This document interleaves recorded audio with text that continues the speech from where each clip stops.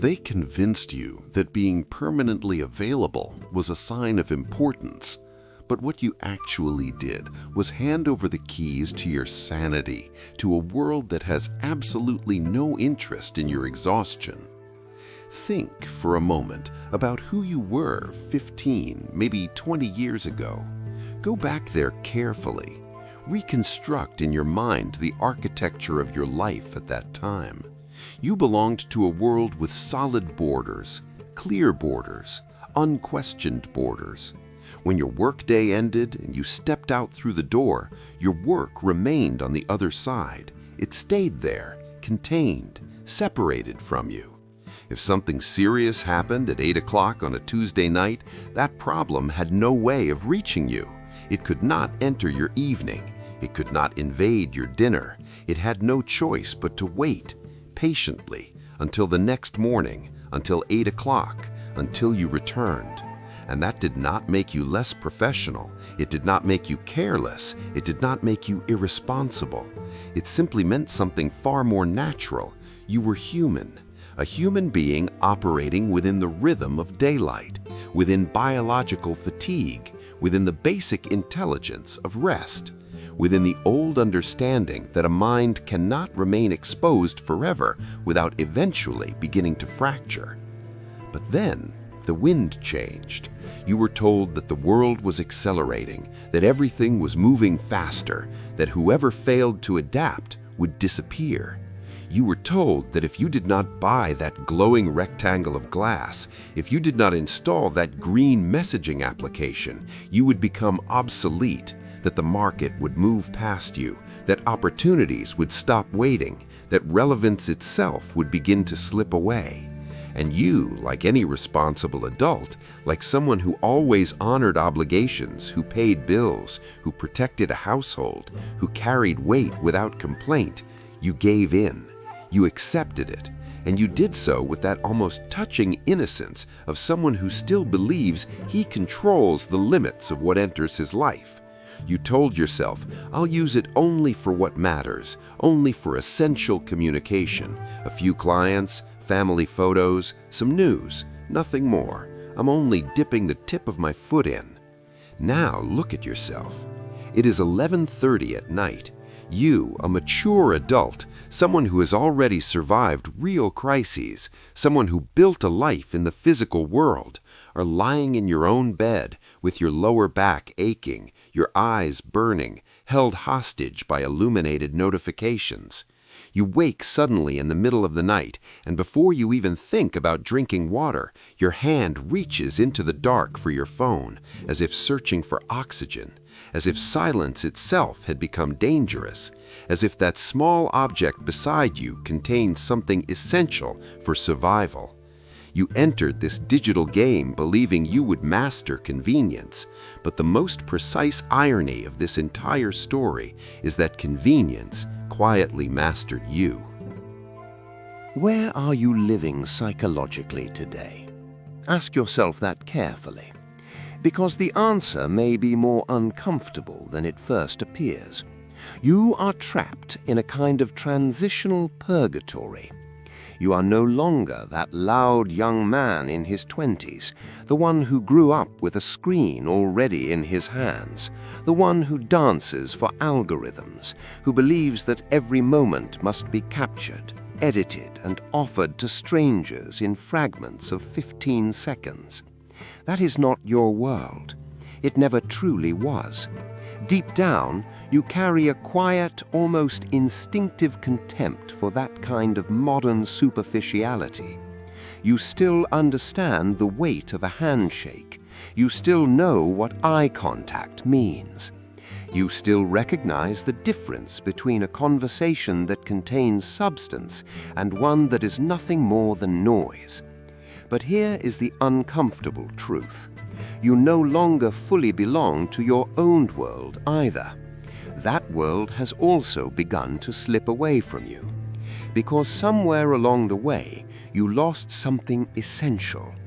You lost the ability to sit on a porch on a Sunday afternoon and simply watch the street in silence, without reaching for anything, without checking anything, without justifying your stillness, without needing stimulation. If you try to do that now, something happens. In less than 5 minutes, a subtle agitation begins, a phantom itch in the leg, a restlessness that seems almost absurd, an internal pressure that appears without explanation, and with it, something heavier, an irrational guilt, a suffocating sensation that you should be doing something, answering, checking, anticipating, fixing, as if stillness itself had become a fault, as if remaining untouched by urgency were somehow irresponsible. And that reveals something important. You did not optimize your time. You did not gain freedom. You did not improve the structure of your life. What you actually did was demolish the last walls that protected your sanity, the final barriers that once separated your inner life from the permanent demands of the outside world. You exchanged the sacred silence of your home for the insane obligation of remaining available to everyone, at any hour, every day, without interruption. And perhaps the most unsettling part of all this is that you do not call it captivity. You call it staying connected. We need to give the correct name to the silent illness that is draining your vital energy. Because the central problem behind your chronic exhaustion is not technology itself. A hammer does not destroy a house on its own. The real diagnosis is simpler and far more disturbing: the total collapse of limits. For most of history, human exploitation came from outside. There was a boss, a foreman, a visible structure, a system you could identify. Pressure had a face, it had a location, it had a schedule. You knew where it ended. But the modern world performed something close to a cruel magic trick, a trick so effective that almost no one noticed when it happened. The sad genius of this era is that it no longer needs you to force you to work with a whip. It convinced you to hold the whip yourself, and more than that, to do it willingly, even proudly. In the world that shaped you, limits were geographical, concrete, visible. The factory had a gate, the office had a key, work occupied a place, and home was something else entirely. Home was separation, home was distance, home was a protected territory, a space that the outside world could not casually invade. But your transition into digital life changed something deeper than convenience. It quietly destroyed the geography of your existence. Because now your office has no ceiling, no door, no closing hour. It lives in your pocket. It sits with you at dinner. It follows you into the bathroom. It waits beside your pillow. And at night it remains there, only inches from your ear, silent, lit, available, always prepared to pull you back into unfinished demands. Technology did not merely shorten distances. That description is too innocent. What it really did was transform your entire life into one endless waiting room where you remain suspended, waiting for the next problem that asks to be solved. For a moment, switch off your defenses. Just for a moment, I want you to do an exercise with me now, honestly. No performance, no automatic answers, no rehearsed explanations. Imagine that tomorrow morning at exactly 7 o'clock, a global collapse in the servers brings down the entire internet. Every system fails, every signal disappears, no email loads, the messaging apps stop working, social media vanishes, phones fall silent. The entire world is forced into a digital blackout lasting exactly 72 hours. 3 full days. Nothing can be sent, nothing can be received, nothing can be solved remotely. If something cannot be handled in person, then it simply remains unresolved. That is the rule. Nothing moves. Now pay very close attention not to what you think, but to what your body feels when you imagine this, because your first reaction matters more than any rational answer. If, for even a brief second, before concern about money appears, before business enters your mind, before obligations begin to line up, you felt relief, real relief, a quiet expansion in your chest, a sudden sensation that you might finally sleep, that you might sit still, that you might read a book or stare at the ceiling without guilt, then what you are facing is not simple fatigue, it is something far more serious. Because if the destruction of the world's communication system brings you peace, that means you are not simply overloaded, you are imprisoned. A prisoner who wakes up every day silently hoping that the prison itself catches fire, because somewhere along the way you lost the courage to simply open the door and walk out. This exhaustion you carry, this constant sensation that your mind is covered by a permanent fog, is not happening because you are working harder than you did 20 years ago. In truth, there were periods in your life when you worked far more, longer hours, heavier days, more physical effort. And yet, something now feels more corrosive, more invasive, more difficult to recover from. Because what is exhausting you is not only the quantity of work, it is something more invisible than that. Your brain has lost the right to pause. And without pause, the mind slowly begins to fail in silence. Human thought was never designed for infinite simultaneity. It was not built to remain permanently exposed to interruption. When the flow with stimuli never stops, thinking disappears. Not reacting, not answering, not forwarding. Thinking. Real thinking, in the deep sense of the word, requires interruption of noise. It requires stillness. It requires empty space. It requires enough silence for information to settle, to descend, to become something more than immediate response. That is how understanding is formed. That is how judgment matures. That is how wisdom appears. But wisdom demands time, and time has become the first thing you surrendered. Now you no longer seem to have time for reflection, only time for reaction, only time for urgency, only time for whatever arrives next. You live in a state of continuous alertness, a nervous vigilance, a subtle form of permanent readiness, as if something could happen at any second and your system refuses to relax because it no longer believes it is allowed to. You are like a frightened goalkeeper standing alone on a field without a referee, while a machine launches balls from every direction, different speeds, different angles, without warning, without rhythm, without mercy. You no longer defend one clear objective. You simply try not to fail in all directions at once. And this is why your fatigue feels so strange, because you are no longer managing your life. Your life project has been replaced by frantic activism, movement without hierarchy, reaction without meaning.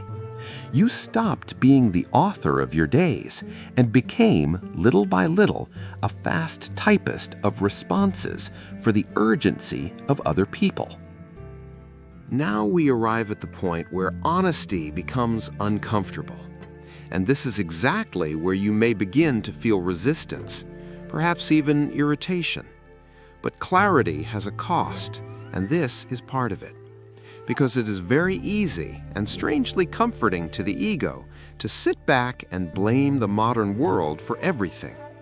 It is comforting to accuse the app, to accuse urgency itself, to accuse the economy, to accuse that demanding client who sends voice messages on a Sunday morning as if your time belonged to him. And yes, all of that is real. None of it is imaginary. But now look in the mirror carefully. Who picked up the phone and answered that message on Sunday morning? It was you. And that changes more than you would like to admit. Because hidden inside your complaint, there is a subtle form of vanity, a quiet vanity, a vanity that rarely announces itself, but shapes behavior with remarkable force. Deep down, being constantly reachable, being constantly called, having a phone that never stops vibrating, feeds something almost childish inside you, the illusion that you are indispensable, that your presence cannot be delayed, that things collapse without your intervention, that your absence creates immediate damage. And this illusion, however flattering, is dangerous. You allowed your boundaries to collapse because you confused infinite accessibility with personal value. You accepted the absurd narrative that if you take 4 hours to answer a non-urgent message, people will forget you, that your importance will shrink, that your relevance will weaken, that your place in the world somehow depends on uninterrupted response. But that is not truth. That is anxiety disguised as duty. No one broke into your house and tore down the doors. No one invaded your space by force. You opened the door yourself. You invited the chaos in. You rolled out a red carpet for the noise of the entire world to enter your living room, and now you complain that people are stepping on your sofa with dirty shoes. I am not going to suggest something childish to you. I am not going to tell you to throw your phone into a river, delete everything, disappear into the countryside, and pretend that adulthood no longer exists. We are adults. We live in the 21st century. Your life is here. Your responsibilities are here. Technology is no longer optional. It is an irreversible tool. So the shift you need is not technological. It is moral and territorial. The recovery of your life begins when you accept with full lucidity one uncomfortable truth. Someone else's urgency is not automatically your obligation. The fact that another person has the technical ability to send you a problem at 10 o'clock at night does not grant that person a sacred right to receive your attention at 10:01. Digital communication created the illusion that everything must happen at the same moment, but your biology was never designed for that illusion. And because of that, you now have a duty to restore asymmetry, to reintroduce distance, to recover intervals. From this day forward, your peace becomes a matter of character.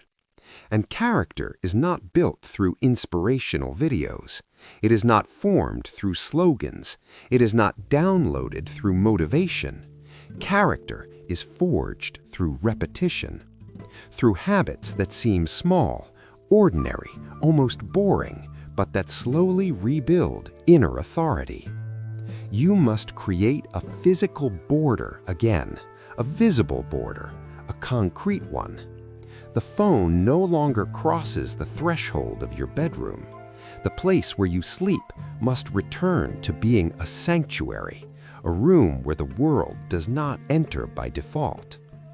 You will establish conscious blackouts, a deliberate hour in your day when you officially stop being a service provider for the universe, a real hour, non-negotiable.